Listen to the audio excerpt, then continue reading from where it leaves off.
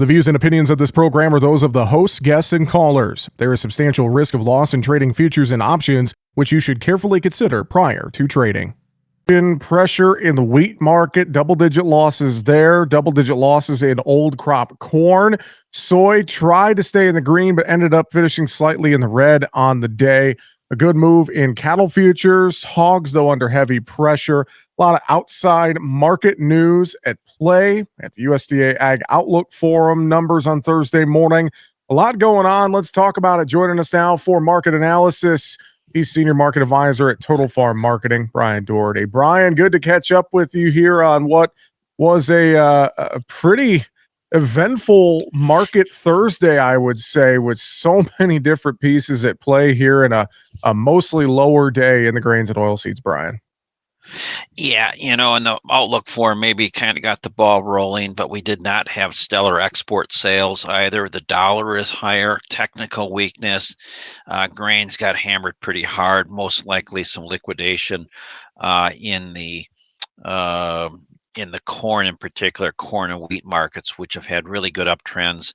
We had 5 weeks in a row where wheat prices finished higher, and when you see a market like that, when it tips over sometimes, it takes 5 weeks to go up, you lose half it in about half that time. And that's what we're seeing there, less than half the time. And in corn, it's been in a nice uptrend for a long time. It did break some moving averages. So it kind of leveled out up at the higher levels.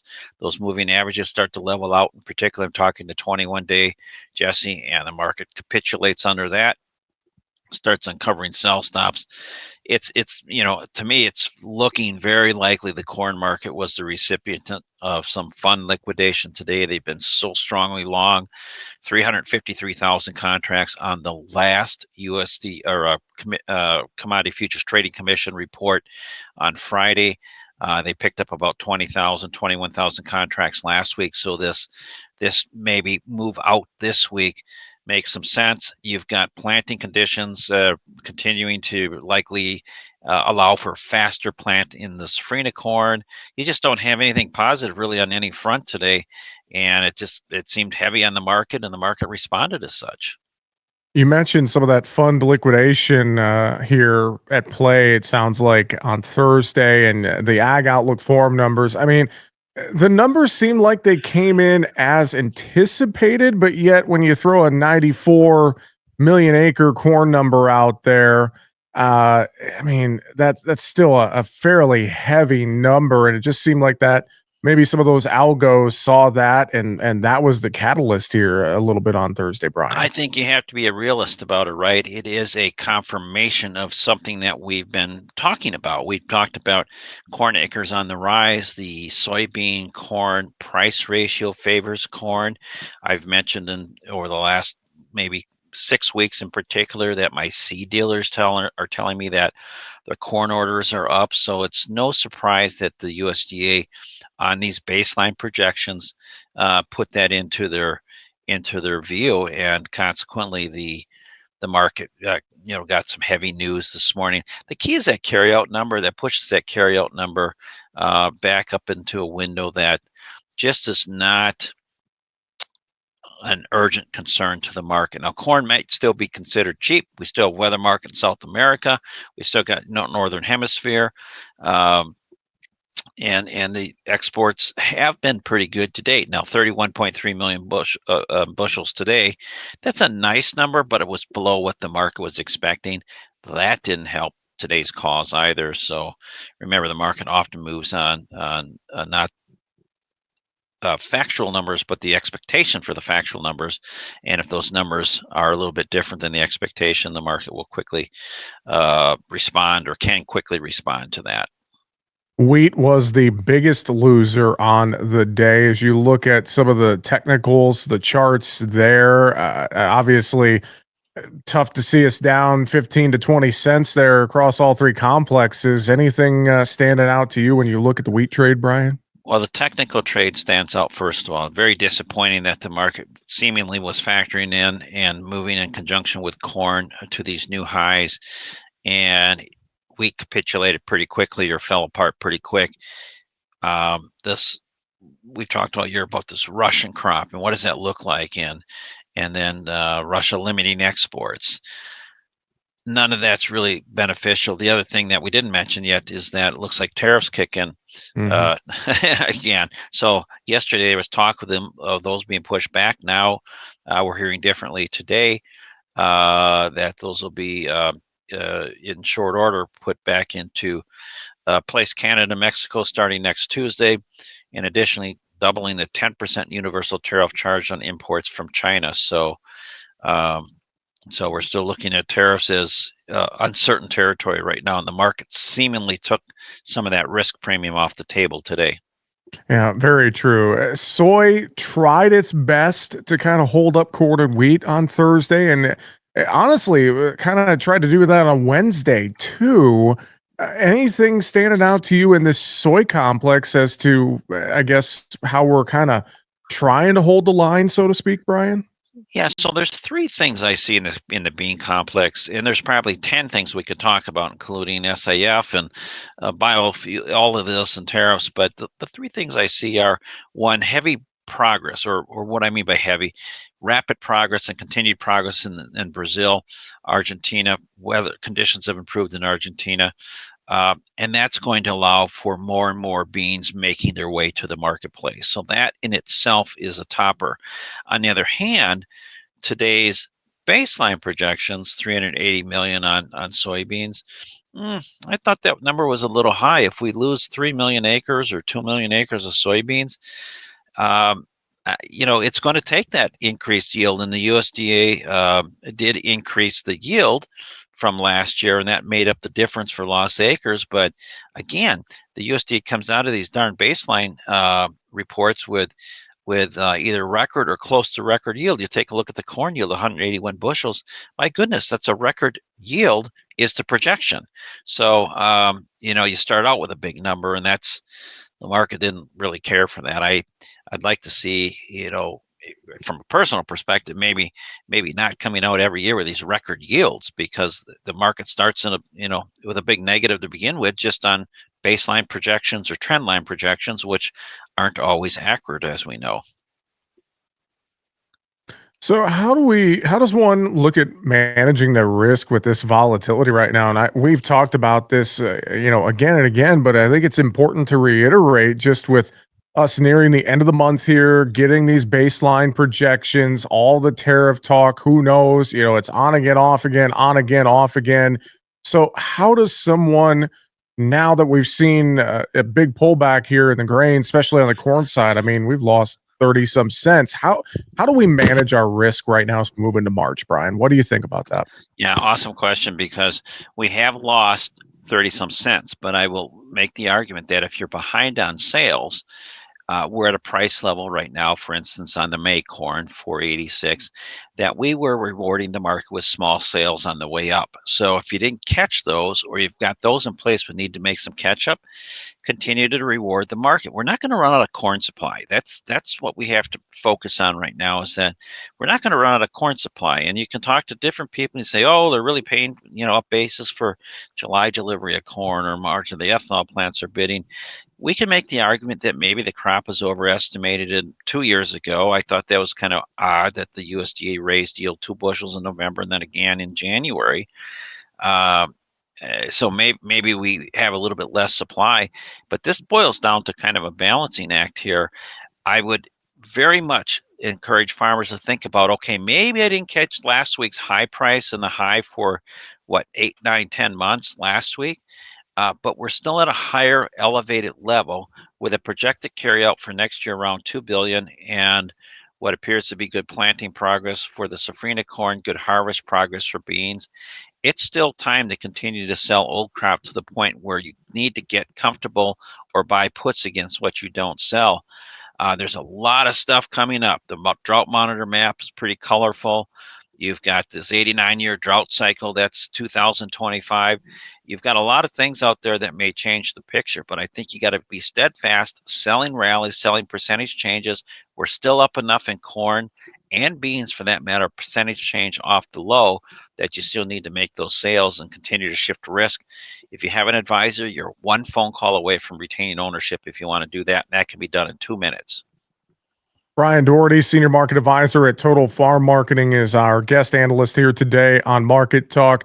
Let's go over to the livestock sector. Just when you thought we were going to get a bounce and a rally in the hog futures, here we go down $3 to $4 on the day Thursday. I have to think the tariff talk and the potential impact of pork exports to Mexico had to take a leading role there on Thursday, Brian. I think it had to. This is a market that was tested several times with pullbacks and yet pushed in the new contract highs here recently and looked pretty like solid, right? But we talked and kind of warned against, look, can demand surface? Is the market anticipating that demand can, pay $106 for hogs in June?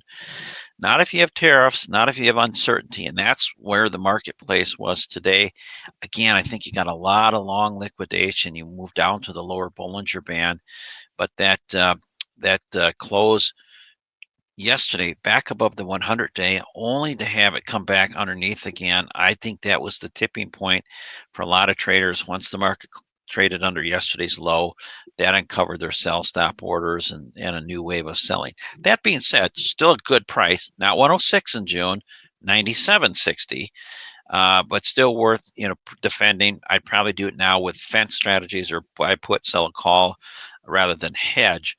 Uh, I like the long-term prospects for continued good demand for pork, beef, poultry, but only to a point. And the consumer is being stretched on their dollars. Inflation's around. You have a new administration. There's uncertainty with that in and of itself. But any activity and action that the new administration takes place, that's not going to happen overnight to cure the ills of some of the economic issues that are out there, Jesse. So those things will take time and it'll take some implementation and so right now steadfast with marketing, just as we talked in corn, continue to sell those rallies, continue to defend higher prices.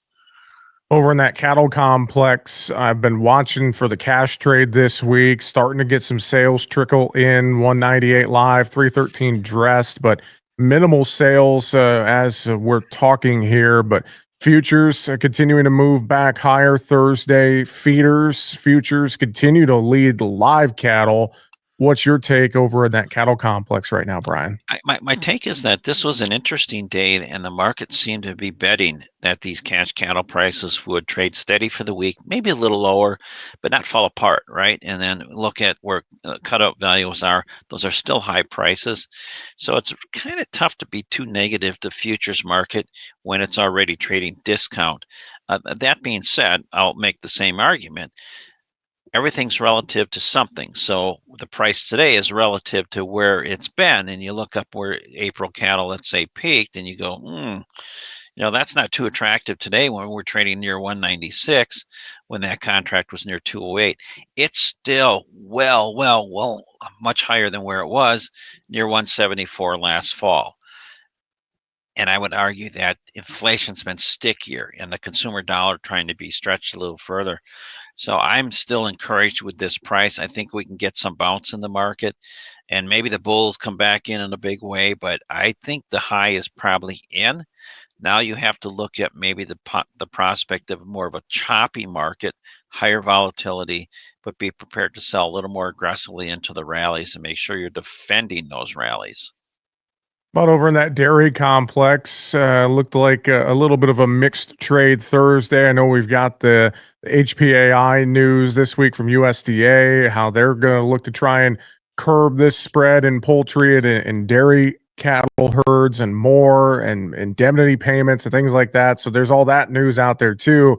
What's your take on this dairy trade right now? Well, it's sluggish. That's my take on it. So if you look at most futures contracts, we saw the market correct downward fairly hard into late October, November. Now we've done it again. So we're back to those levels or a little lower. Volatility, pretty good volatile day so far, but at the end of the day, some gains yesterday worth noting. Today a little bit higher, but still within 30, 50 cents of the low level that it's been for 7 months, maybe 8 months, depending which contract you look at. So again, it's kind of a step back and reflection of there's just not a lot of confidence that consumer demand is going to buy a lot of inventory at higher prices. I think we've got a well supported demand market here, but we don't have a well supported demand market at $20 plus milk. And so I think we're range bound for a while. Butter prices, good product movement yesterday, but again, very heavy on the price, as low as they've been I say all year. We're only the second month into the year, but over the last year. So butter just is not kicking it in right now. Looking at the butter trade again, 234.5.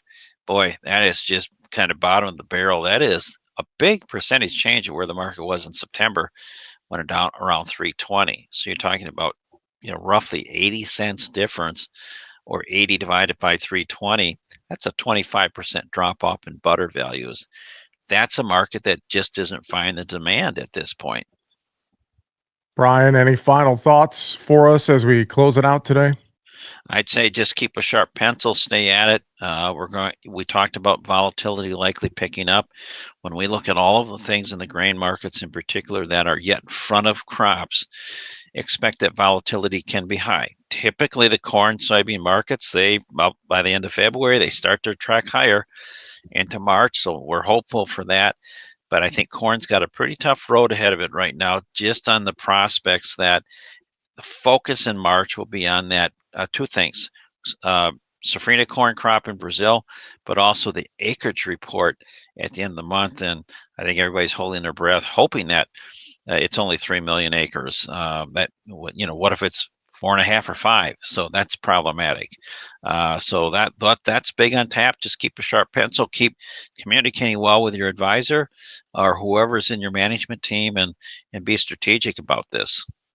Brian, if folks want to reach out to you at Total Farm Marketing, what is the best way to get in touch? Jesse, the best way is to get in touch with me is a phone call, 800-334-9779.